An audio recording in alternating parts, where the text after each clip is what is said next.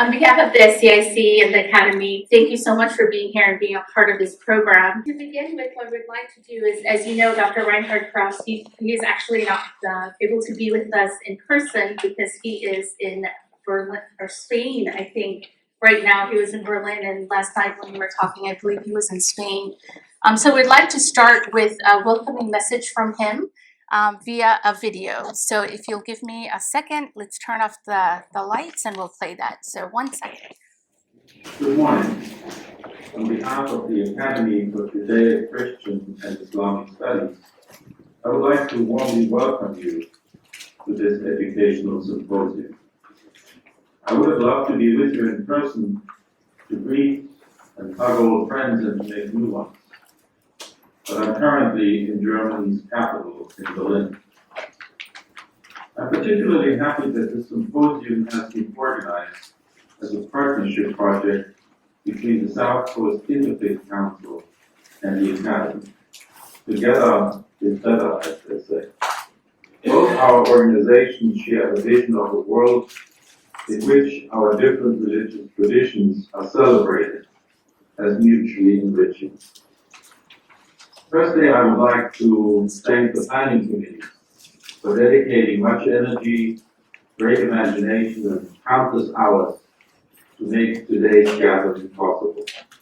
Tom Rosenberg, Father Alexi Smith, Milia Islam-Majeed, and myself as the executive directors of our two organizations, but above all, Sima Ali, who was the driving force and the little engine that could behind getting this event off the ground. And here we are, ready to take off. However, we can't begin this educational symposium without mentioning the particular historical moment in which we have gathered. The elephant in the room, so to speak. We've come together from our different faith traditions with grieving and anxious hearts. The horrendous bloodshed in the Holy Land over the past several months has been gut-wrenching. And instinctively, many have retreated into their respective religious communities, closing their hearts and closing their minds to those of a different faith and a different perspective. Let's be honest, interreligious dialogues has become terribly difficult. And this is precisely why this event today is so very important, indeed crucial. Interreligious dialogue is now more important than ever before, lest we become trapped in our respective religious echo chambers.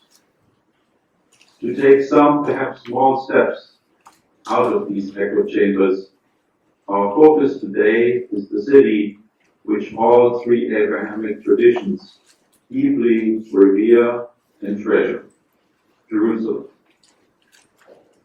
Spring is currently in full bloom here in Berlin.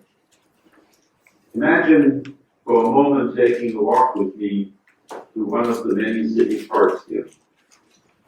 I stop and point out a majestic chestnut tree to you, adorned with fresh, bright green leaves and flowers standing upright like white candles on a Christmas tree. Then you stop and off and point out the large lilac bush to me, enveloping us with its sweet fragrance. Is this gorgeous park now less beautiful because I am awed by the chestnut tree and you are spellbound by the lilac bush? Of course not. We both now see more beauty rather than less. And that's how it is with Jerusalem. When people of different faith traditions, we share with one another why we revere this ancient holy city, Jerusalem becomes more, not less of a treasure to all of us. And in the process of listening to one another, we learn to treasure not only Jerusalem, but also each other. Let me conclude my remarks with a poem. It's called The Doves of Jerusalem.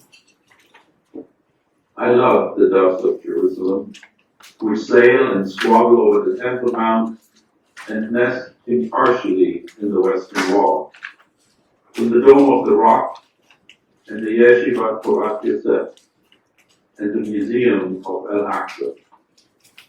These doves, they are lovers of Jerusalem as she is, in her messiness and her frenzy. No doubt they pray, these doves, daily, 3 times and 5, for the peace of Jerusalem. From here in Berlin, I'm sending you my best wishes and blessings for an enlightening gathering. Salam, shalom, peace.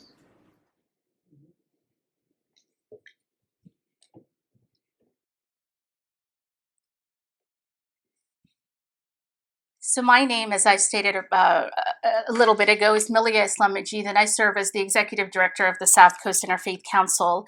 I wanted to echo the sentiments of my dear friend here, Reinhard, building on his sentiment about the importance of interreligious dialogue. I would add that now, more than ever, it's time for us to listen to one another and learn from one another.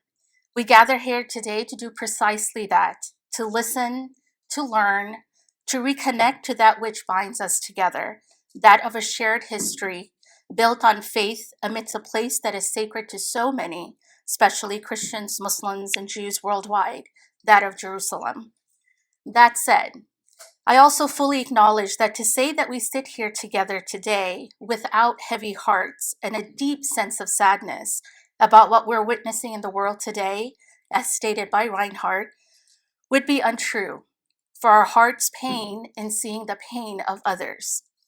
But I also very much believe that we come here today with a sense of hope and a yearning to do our part to present a counter narrative to what we've been seeing unfold in the last few months.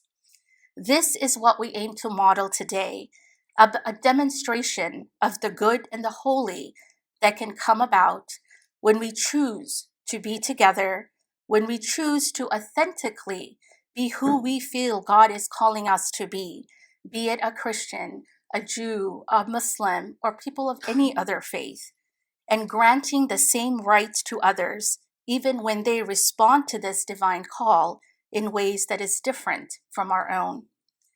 This begins by taking the time to truly understand one another, and in this case particularly, to understand the religious history that ties us together in this sacred place called Jerusalem.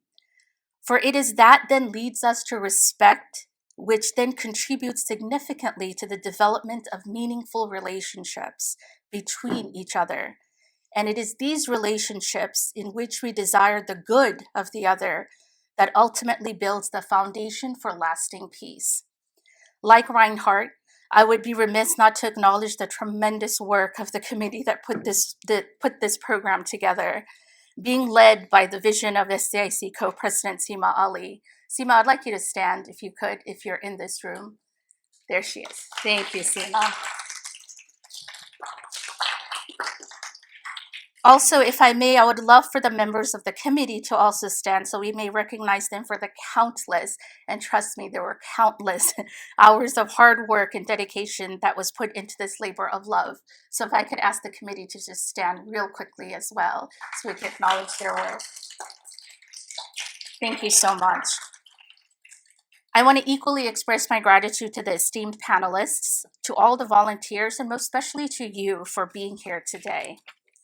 It is our hope that today, that not only will you gain an understanding of the religious history that's shared by Christians and Jews and Muslims in regard to Jerusalem, but that you'll also discover in our respective religious traditions the wisdom and the superior motivation to ensure the triumph of mutual understanding and cordial respect through what will be shared by the scholars, by the clergy, and the community leaders this afternoon.